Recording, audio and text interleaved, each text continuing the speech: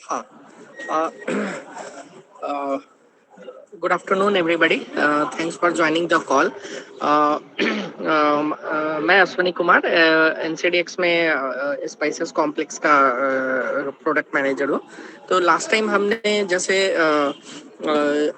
जीरा के लिए बात की थी, वैसे ही आज हम एक short brief fundamental update turmeric के लिए बात करेंगे। और जैसे हिस्टोरिकली हम देखते हैं कि इंडिया में मतलब इंडिया का जो मतलब फेमस मसाले हमेशा से इंडिया के फेमस रहे हैं। और आज अगर देखें तो मतलब अगर जैसे ये स्वाद में आपके खाने के स्वाद में तड़का लगाते हो, वैसे ही अब ये आपके इन्वेस्टमेंट में भी एक तरह से बोल सकते हैं पोर्टफोलियो में ये तड़का लगा रहे हैं इनके प्राइसेस। तो नेक्स्ट स्लाइड श्रुति जा सकते हैं।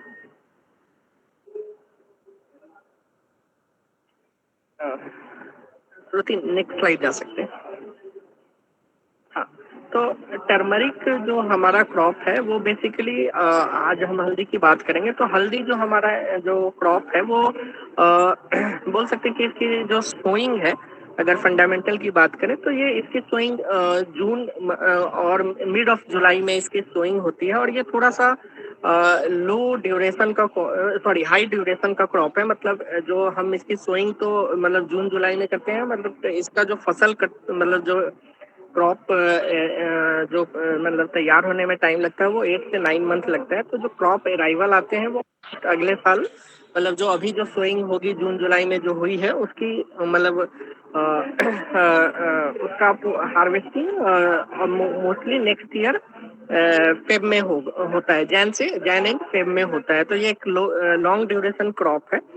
और हिस्टोरिकली अगर देखें तो मोस्ट जो डोमिनेंट अगर एरिया की बात करें तो इसमें जो साउथ के जैसे सबसे पहले अगर हम जो सबसे पुराना मार्केट है वो तमिलनाडु के पास, तमिलनाडु में कोयम्बतूर के पास इरोड का मार्केट है।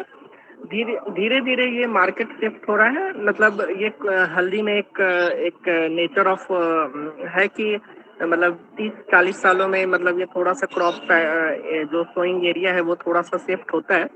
तो उसके बाद ये इरोड तमिलनाडु से ऊपर आके थोड़ा सा हम बोल सकते हैं तेलंगाना इसका एक मेजर मार्केट बना।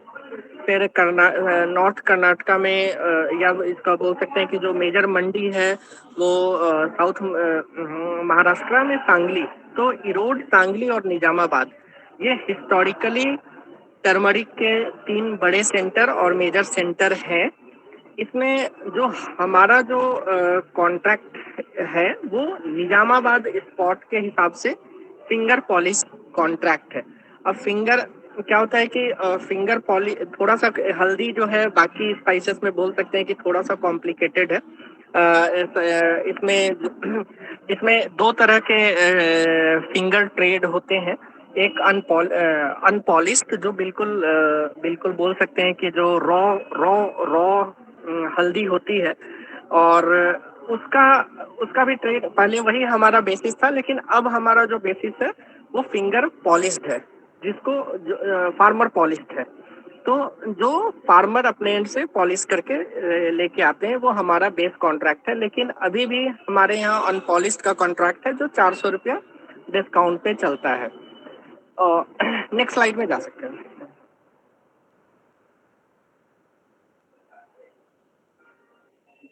Next slide. हाँ, तो अभी जैसे हम बात कर रहे थे कि हल्दी में कि एक क्रॉप शिफ्ट का पैटर्न चलता है। तो हमने अभी 3 बड़े मार्केट की बात की जिसमें इरोड, निजामाबाद और सांगली था।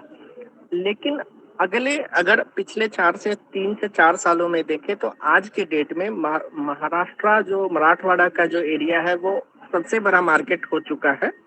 और ऑलमोस्ट 40% प्रोडक्शन इंडिया का मराठवाड़ा में जो नांदेड़ बसमत का जो एरिया है वहां पे शिफ्ट हो चुका है। तो क्रॉप के साइज के हिसाब से बोल सकते हैं कि आज के डेट में नांदेड़ बसमत सबसे बड़ा सेंटर है।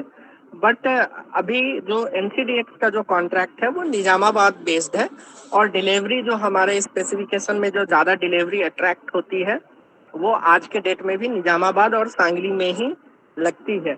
जो नए एरिया मराठवाड़ा के आ रहे हैं उनमें थोड़ा सा अभी मतलब उनमें बोल सकते हैं कि फार्मर में थोड़ा सा उतना जो पोस्ट हार्वेस्ट प्रोसेस है उसमें उनमें उतनी मतलब थोड़ी सी उनमें मतलब चूंकि ये नए क्रॉप है उसके लिए तो नहीं कर पाते, तो वो हमारे यहाँ एक्सचेंज प्लेटफॉर्म पे क्वालिटी नॉर्म्स में वहाँ पे डिलीवरी नहीं लगती है। तो हमारे लिए अभी भी निजामाबाद और सांगली ही ऐसा मार्केट है, हालांकि हमने बसमत हमारे लिए एडिशनल डिलीवरी सेंटर है, लेकिन वहाँ पे डिलीवरी नहीं या काफ़ी कम लगती है और मोस्ट ऑफ द डिलीवरी जो है वो सांगली और बसमत एरिया में ही अट्रैक्ट होती है।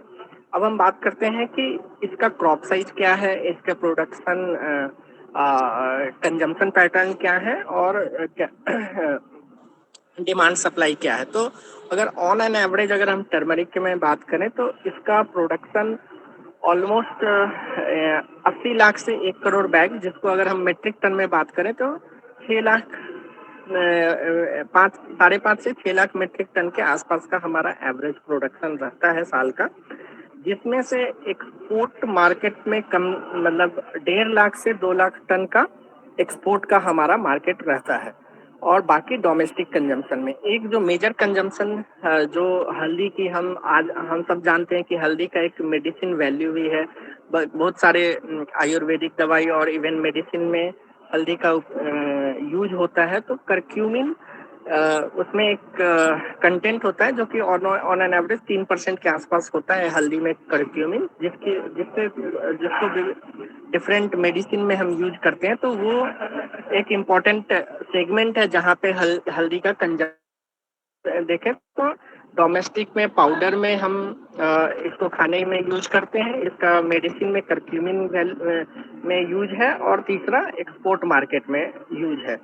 और अगर हम जैसे इसका अगर हम प्राइस आगे के नेक्स्ट स्लाइड में जा सकते हैं।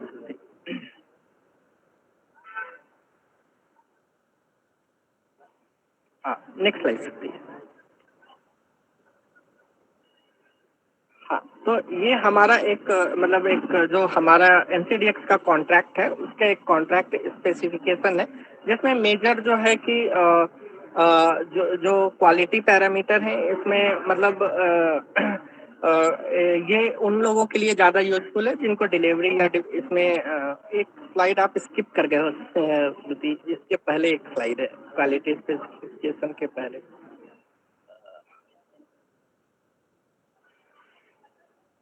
हाँ, जो हाँ, राइट राइट, थैंक यू। तो जो ट्रेडिंग पैरामीटर के हिसाब से जो इम्पोर्टेंट चीज़ है कि हमारा बेसिस सेंटर निजामाबाद का है और ये 5 MT का कॉन्ट्रैक्ट है। और अगर हम बात करें इसमें मतलब हमने पहले भी बात की कि हमारे डिफरेंट डिलीवरी सेंटर और डिफरेंट ग्रेड हैं, तो उसके हिसाब से जो प्रीमियम डिस्काउंट मैट्रिक्स है वो भी इसमें दिया हुआ है।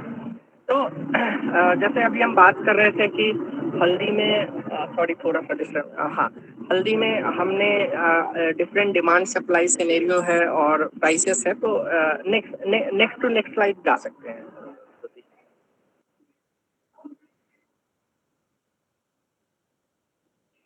हाँ, तो जैसे हम बात कर रहे थे कि मराठवाड़ा एक नया रीजन बन के आया है, तो हल्दी के प्राइसेस लास्ट 5 हो गए, तो ये डिफरेंट ईयर्स के चार्ट है। तो ऑलमोस्ट प्राइस एक रेंज बाउंड मूवमेंट में ही थे, लेकिन जैसे हमने बात की कि फंडामेंटल जब चेंज होते हैं तो वो उसका चीज रिफ्लेक्शन प्राइस में आता है। तो इस साल जब ये हल्दी मार्केट में आ रही थी तो हमने अप्रैल में अनसीजनल रेन ऑब्जर्व किया, खास करके साउथ के मार्केट में और मराठवाड़ा में, जब वो हल्दी प्रोसेसिंग के लिए थी और उसने हल्दी के क्वालिटी को डैमेज किया, कलर को डैमेज करती है। बारिश से हल्दी के कलर में अगर पोस्ट हार्वेस्ट अगर बाद पानी लगता है तो वो कलर को डैमेज करता है और उसके बाद से ही गुड ग्रेड की जो मतलब अवेलेबिलिटी में जो स्कार्सिटी आई उसका रिफ्लेक्शन हमने प्राइसेस में देखा। और आप ये ब्लू वाली जो चार्ट है उसमें आपको दिखेगा कि कैसे बिल्कुल उस फंडामेंटल को रिएक्ट करते हुए प्राइसेस बिल्कुल ही बढ़ने लगे। और उसके बाद कहीं ना कहीं लास्ट 3-4 सालों में प्राइसेस अच्छे नहीं मिले थे तो फार्मर ने स्विंग भी कम की थी। तो हमें एरिया जो स्विंग की है वो भी कट होते हुए देखने को मिला। तो ये इसके अलावा अभी आप रिसेंट में देखेंगे तो तेलंगाना और मराठवाड़ा महाराष्ट्र में काफी ज्यादा फ्लड के सिचुएशन बने थे, जिससे नई क्रॉप के भी को नुकसान पहुंचने की उम्मीद है। तो ये जो एक ओवरऑल जो सेंटीमेंट था, जो वो काफी हर जो भी फंडामेंटल अपडेट पिछले दो ढाई महीनों में एक जो भी चीजें हुई, उससे हल्दी के डिमांड को कहीं ना कहीं, सप्लाई को कहीं ना कहीं उससे इफेक्ट हुआ। और मार्केट ये एक्सपेक्ट कर रहा है कि अगले साल हल्दी में कहीं ना कहीं एक बड़ी शॉर्टफॉल आ सकती है और प्राइसेस उस हिसाब से रिफ्लेक्ट होने लगे। तो ये एक ब्रीफ अपडेट था हमारा हल्दी के कॉन्ट्रैक्ट पे, हल्दी के फंडामेंटल्स पे। अगर मतलब इसमें किसी को कोई क्वेरी है तो मैं ले सकता हूँ, अदरवाइज जो टेक्निकल चीजें हैं, टेक्निकल चार्ट या जो भी पॉइंट्स होते हैं वो डिस्कस हम अगले सेशन में सर करेंगे। तो this is all from my part. Sir मेरा एक क्वेश्चन था बेसिकली फिजिकल डिलीवरी को लेके, उसका क्या प्रोसेस रहता है? और अगर जैसे किसी ने यहाँ पे बाई कर भी लिया फ्यूचर और उसको डिलीवरी लेनी है तो वो कैसे होती है?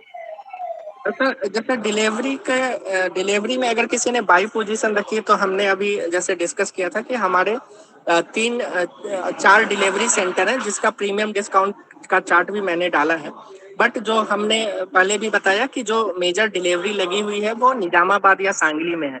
तो कभी भी आप जब बाई पोजीशन रखते हैं तो आपको डिलीवरी सेंटर में आपको आपकी delivery at the end of the expiry tender period जो स्टार्ट होता है, उसमें जो डिलीवरी जहाँ पे भी सेलर आपको एलोकेशन आएगा वहां पे डिलीवरी आपकी मार्क हो जाएगी। अगर वो डिलीवरी आप वहीं पे रखना चाहते हैं और वहीं से अगर वो वैलिड माल है तो एक्सचेंज को के अगले कॉन्ट्रैक्ट में वापस से वो डिलीवरी आप डिलीवर दे सकते हो।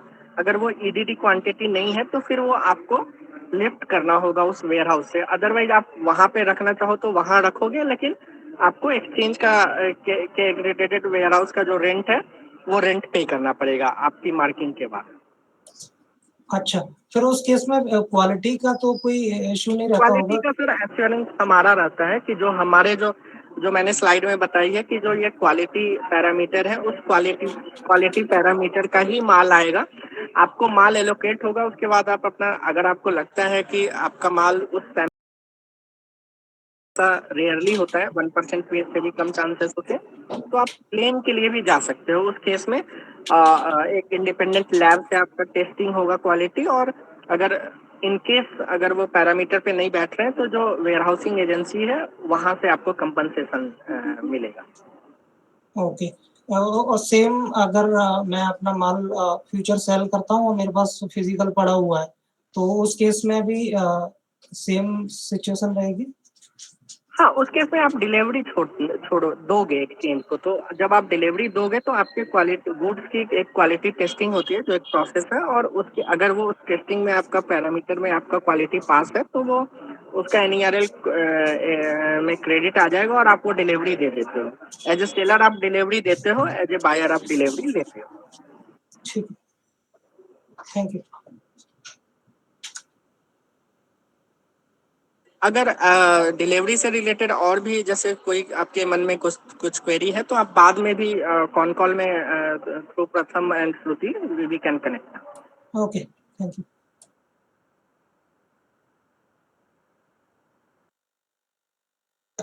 या सो थैंक यू अश्विनी, आपने काफी अच्छे तरीके से हमें फंडामेंटल्स बताए हैं कि मार्केट के अभी क्या फंडामेंटल्स हैं। तो टॉकिंग अबाउट द स्ट्रैटेजीज, तो यहाँ पे 2-3 टाइप की स्ट्रैटेजीज है जो हम लोग यूज कर सकते हैं। पहला तो हो गया डायरेक्शनल ट्रेड। तो डायरेक्शनल ट्रेड के लिए हमें बाय करना चाहिए, सेल करना चाहिए, वो अभी नरेश जी हमें बताएंगे।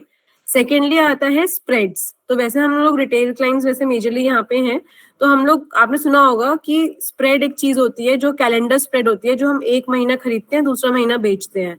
तो वो स्प्रेड्स भी आप लोग कर सकते हैं अगर आपको हल्का सा भी आइडिया हो तो। बाकी डायरेक्शनली ही आप लोग के लिए सबसे बेस्ट स्ट्रैटेजी रहेगी इस समय करने के लिए। एक बार आप आकर बताइए कि टेक्निकली ये क्या लग रहा है, प्रोडक्ट हमारा बुलिश लग रहा है, बेयरिश लग रहा है, या क्लाइंट्स को कैसी पोजीशंस लेनी चाहिए इस टाइम पे।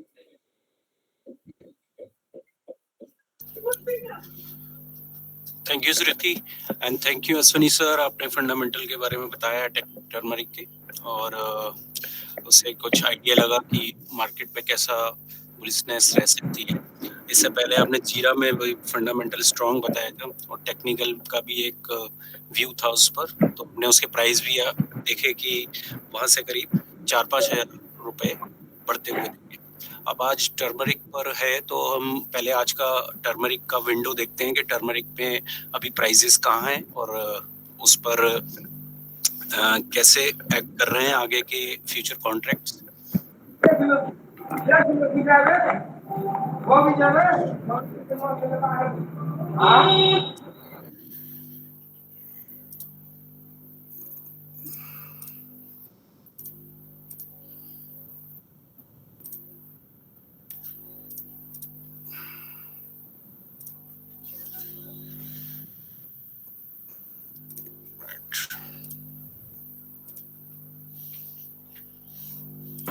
आवाज नहीं आ रही है सर आपकी।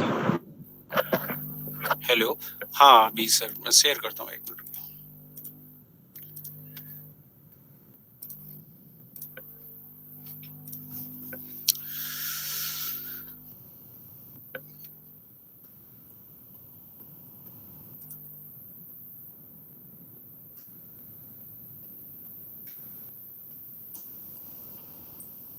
ये देखिए टर्मरिक का चार्ट है करंट मंथ का, और आज थोड़ा अगर हायर लेवल से देखें तो थोड़ा डिक्लाइन देखने को मिला है। मॉर्निंग से 4% का लेवल पर टेस्ट होकर और मार्केट एक नेगेटिव टेरिटरी में जाके क्लोज हुआ है। और अगर ओआई की बात करें, ओपन इंटरेस्ट की बात करें, तो ओपन इंटरेस्ट भी डाउन हुआ है और प्राइस भी नीचे आए हैं, तो ये साफ इंडिकेशन है कि, और फ्राइडे भी था तो ये एक प्रॉफिट बुकिंग हुई है मार्केट में, तो थोड़ा डिक्लाइन देखने को मिला। सुबह जहाँ 4% पॉजिटिव था, अब वो करीब 1% नीचे जाके डाउन हुआ है। तो क्योंकि मार्केट में सिंगल साइड तेजी तो रहती नहीं है, बीच बीच में करेक्शन भी आते हैं, वही चीज देखने को मिली है। लेकिन आप ये देखिए कि अगर आप टीएमसी के कॉन्ट्रैक्ट्स देखेंगे, अभी जो कॉन्ट्रैक्ट अवेलेबल हैं वो अगस्त, अक्टूबर एंड दिसंबर है ना, तो इसमें सभी में प्रीमियम अगर आप देखेंगे तो काफी हायर लेवल पर है। जैसे अगस्त टू अक्टूबर देख रहे हैं तो करीब 8.5% का प्रीमियम है, और अगस्त टू दिसंबर देख रहे हैं तो करीब 13% का प्रीमियम है। तो ये अपने आप में साफ इंडिकेशन है कि जो सारे, अगर स्प्रेड पे भी देख रहे हैं तो स्प्रेड वाइड होता जा रहा है और आगे के कॉन्ट्रैक्ट में भी तेजी कंटिन्यू बनी हुई है।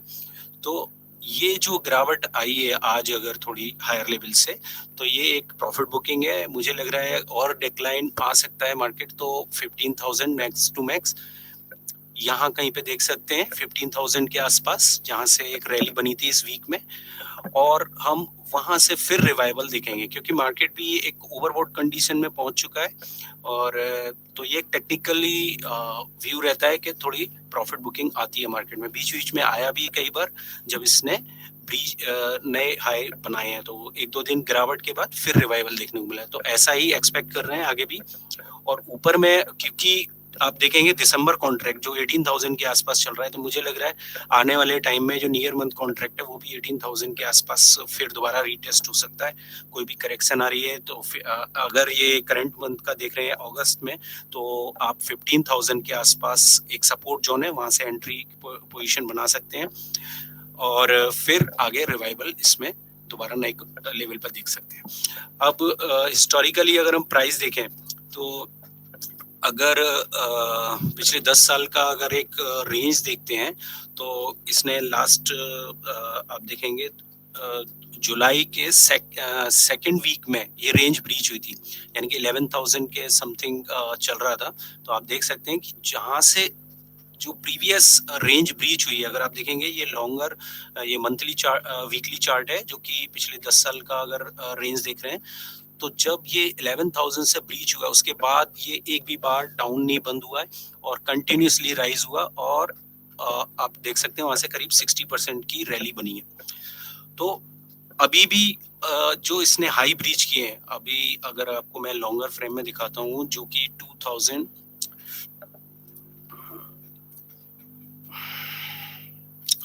2010 के आसपास जो हाई लगे थे, आज वो हाई के लेवल पर टेस्ट हुआ है। यानी कि आप अगर जो पुराने लोग अगर टीएमसी में देखते होंगे प्राइस, तो उनको पता होगा जो टीएमसी 3400 के आसपास थी, वो एक साल के अंदर ही 16,000 के आसपास पहुंच गई थी। वो ऐसा सिनेरियो, तो अभी तो 7,000 से भाग रही है, लेकिन उस समय 3400 से जो तेजी बनी थी और वो 16,000 के आसपास तक गई थी। तो कभी इस तरह का ब्रेकआउट होता है मार्केट में तो अनएक्सपेक्टेडली प्राइस देखने को मिलते हैं, जो कि अभी भी वही सिनेरियो बन रहा है। तो अगर 16,000 से ऊपर अगर 1-2 हफ्ते टिका मार्केट, तो आगे इसमें रैली आराम से 18,000 के आसपास देख सकते हैं। तो अभी के प्राइस को देखते हुए हमारी जो सपोर्ट जोन बन रही है वो 15,000 के आसपास है, वहां से एंट्री ली जा सकती है। बाकी और किसी की कोई क्वेरी हो तो पूछ सकते हो इस पर।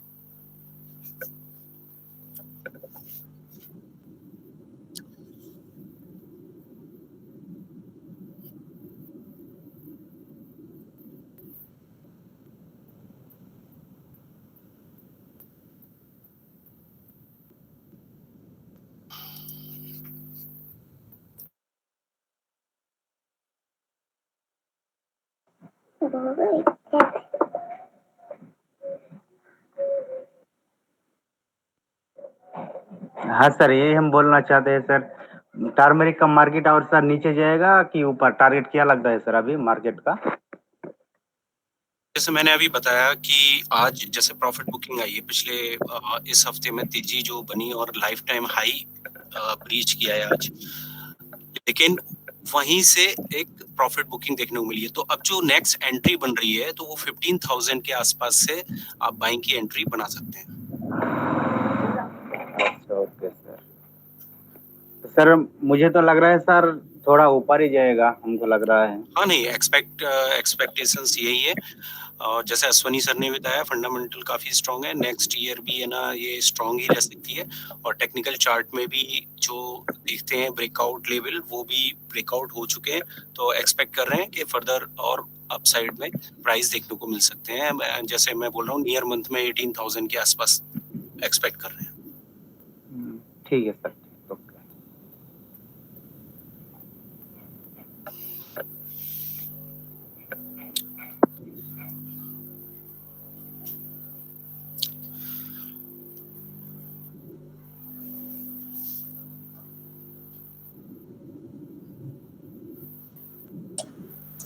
सर इसके वॉल्यूम्स के बारे में एक बार बताइए, किस तरह की ट्रेडिंग वॉल्यूम यहाँ पर देखने को मिलता है कि ऐसा नहीं हो कि बायर और सेलर बहुत दूर दूर होते हैं? नहीं, अगर आप नियर मंथ में जा रहे हैं या करंट मंथ में, तो दोनों में अच्छा वॉल्यूम है। आज भी अगर ओपन इंटरेस्ट की बात करें तो अच्छा ओपन इंटरेस्ट है। आज भी वॉल्यूम की बात करें तो 7,040 के आसपास का वॉल्यूम था कल, लेकिन आज थोड़ा सा कम हुआ है। और एंड ऑफ द सेशन जाते जाते सबसे ज़्यादा जो वॉल्यूम हुआ है वो अक्टूबर कॉन्ट्रैक्ट में हुआ है, जिसमें 12,330 की वॉल्यूम बनी है। तो आगे भी यही एक्सपेक्टेशंस है, वॉल्यूम अच्छा है। तो ऐसा नहीं है कि हायर लेवल पे प्राइस है तो वॉल्यूम कम है, वॉल्यूम काफ़ी अच्छा है। Turmeric one of the oldest contract है एक्सचेंज प्लेटफॉर्म पे, एनसीडीएक्स प्लेटफॉर्म पे, और इसकी लिक्विडिटी में कभी कोई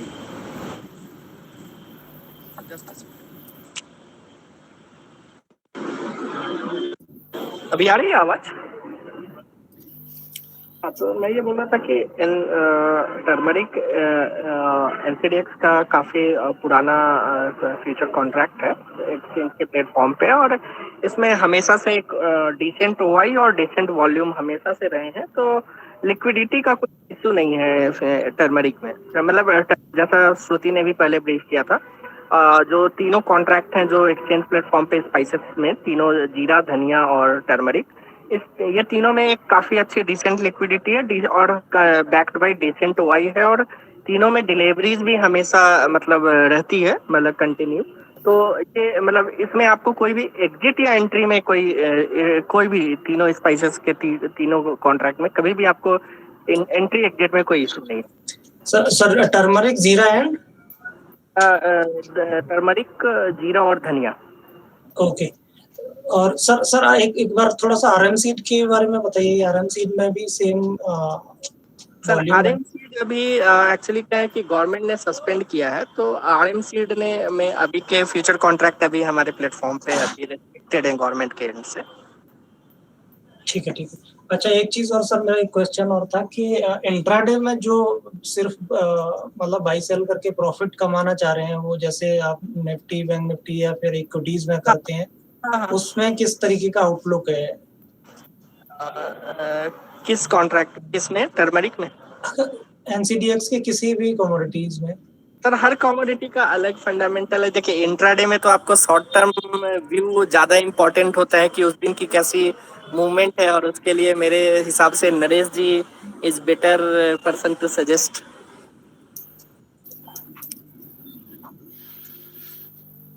देखिए इंट्राडे में देखते हैं तो उसको टेक्निकली ज्यादा सूट करता है। हम देख रहे हैं कि सबसे पहले इसमें अगर हमारे को देखना है तो पहले मूविंग एवरेज को देखना चाहिए। मूविंग एवरेज एक अपने को साफ इंडिकेशन देता है। अगर आवरली चार्ट पे जाएं तो आप देख सकते हैं मैंने 21 डेज का मूविंग एवरेज, 21 सेशन का मूविंग एवरेज लगा रखा है।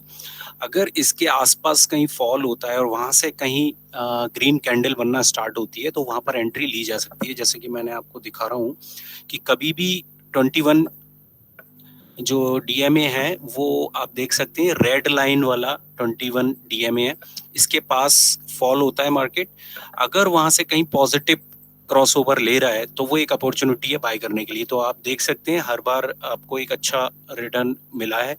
यहाँ पर भी देखिए ये फॉल हुआ इसके पास और फिर उसके बाद ग्रीन कैंडल्स बनना स्टार्ट हुए तो आप ले, क्योंकि टेक्निकल्स में सिंपल भाषा में इसीलिए बोल रहा हूँ कि ग्रीन कैंडल्स बनना स्टार्ट हो के वहाँ पर मोमेंटम पॉजिटिव हो। अगर थोड़ा सा आप है ना हमारे कोर्सेज में पार्टिसिपेट कर लेंगे जो यूट्यूब पे पढ़ा हुआ है टेक्निकल चार्ट का, तो आपको थोड़ा आइडिया लग जाएगा कैंडलस्टिक पैटर्न्स के बारे में, तो आपको अच्छा एंट्री एग्जिट करने का व्यू मिल जाएगा उसमें। अब जैसे कि आज भी यहाँ पर गिरा है मार्केट 21 डीएमए के आसपास, और अगर ये मंडे को अगर इसी जोन से, क्योंकि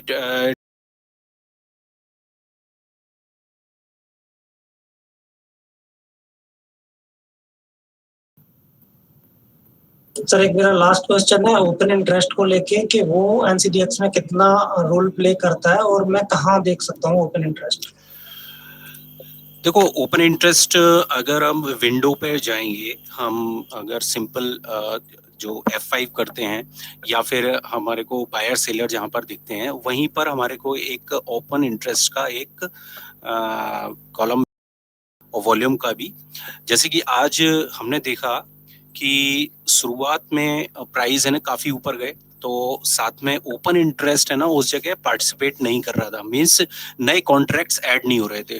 तो वहां पर एक इंडिकेशन मिल जाता है कि जो तेजी बन रही है, वॉल्यूम भी आ रहे हैं, प्राइस भी ऊपर जा रहा है, लेकिन ओपन इंटरेस्ट है ना उसमें ऐड नहीं हो रहा है, तो कहीं ना कहीं वो तेजी वो ऊपर जाके फिजल आउट हो जाएगी, यानी कि ज्यादा तेजी नहीं रहेगी, दोबारा डिक्लाइन हो सकती है। तो हमें वहां पर सावधान हो जाना चाहिए। अगर मार्केट में प्राइस भी ऊपर जा रहा है, ओपन इंटरेस्ट भी ऊपर जा रहा है, प्लस वॉल्यूम भी ऊपर जा रहा है, तो ये अच्छा इंडिकेशन है कि प्राइस है ना सस्टेनेबल फॉर्म में जा रहे हैं और तेजी में ही रह सकते हैं आगे भी। लेकिन अगर वहां पर ओआई अगर पार्टिसिपेट नहीं कर रही हो, ओआई डिक्लाइन हो रही है जैसे कि आज हुआ, प्रॉफिट बुकिंग आ रही है, तो हम ये सोच सकते हैं कि हायर लेवल पे कहीं ना कहीं प्रॉफिट बुकिंग एक्सपेक्ट कर सकते हैं, और वही हुआ आज, यहाँ पर डिक्लाइन हुए।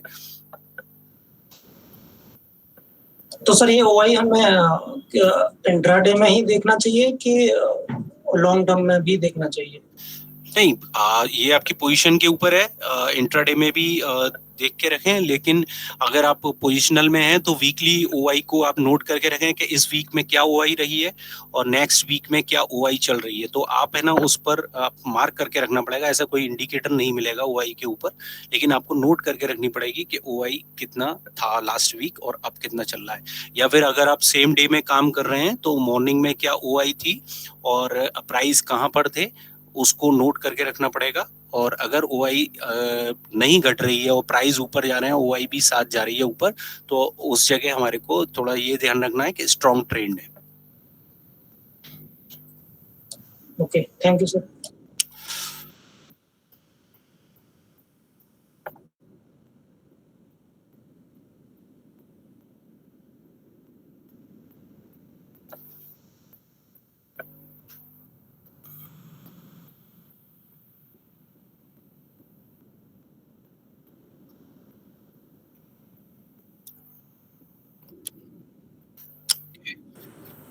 Okay, thank you everyone. Thank you, Pratham. Thank you, everybody. And we look forward to have more sessions with you. And next time we will be covering dhania as a product. Okay. Thank you. Thank you.